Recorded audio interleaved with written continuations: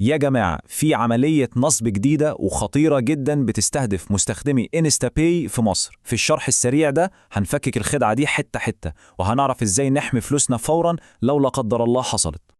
خلوا النصيحة دي في بالكم دايما. الحرامية دول كل لعبتهم على الخوف والتوتر، هم عايزين الشخص يتخض ويفتح التطبيق بسرعة من غير ما يفكر. يعني ثانية واحدة بس من التفكير ممكن تكون هي اللي هتفصل بين إن فلوسك تفضل في أمان أو إن الحساب يتصفر تماما.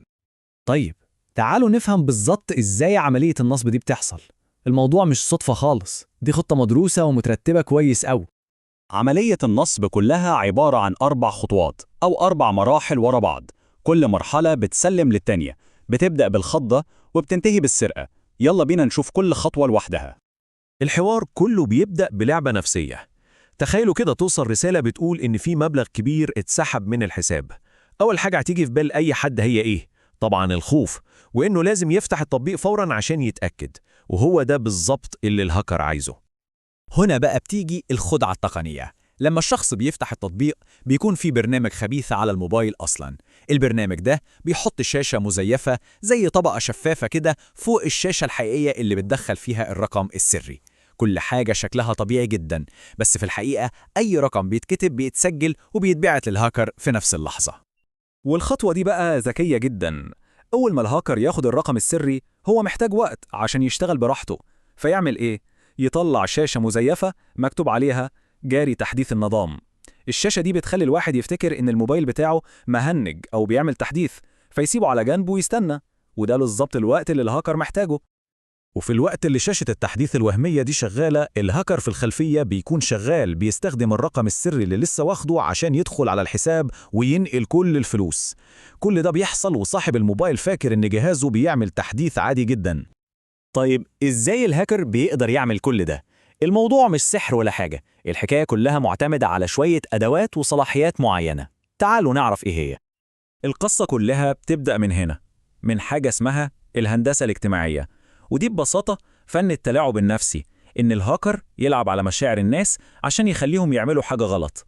الرسالة اللي بتوصل في الأول دي أكبر مثال. بتستغل الخوف عشان تخلي الواحد مننا يتصرف بسرعة وينزل تطبيق مضر أو يدي صلاحية خطيرة من غير ما يفكر. في طريقين أساسيين بيسرقوا بيهم الرقم السري، يا إما بالأوفرلاي اللي هي الشاشة المزيفة اللي قلنا عليها، أو بحاجة اسمها كي لوجر، وده برنامج بيسجل أي حاجة بتتكتب على الكيبورد حرف حرف.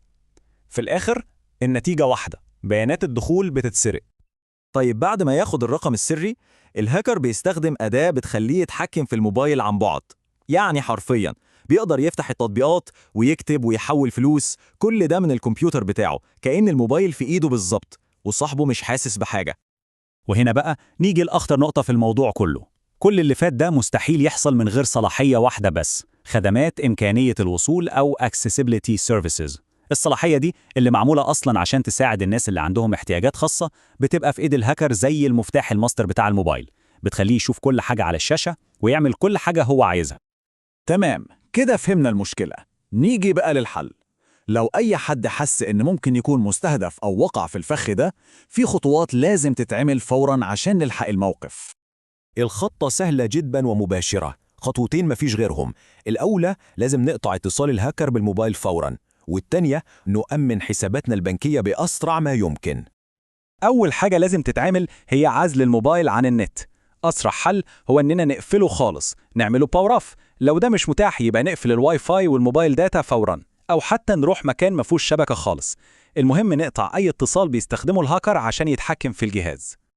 ودي نقطة مهمة جدا. الموبايل اللي شاكين فيه ده ممنوع نستخدمه عشان نكلم البنك أبدا. لازم نستخدم موبايل تاني أو تليفون أرضي، ده عشان نضمن إن الهاكر مش بيسمع المكالمة.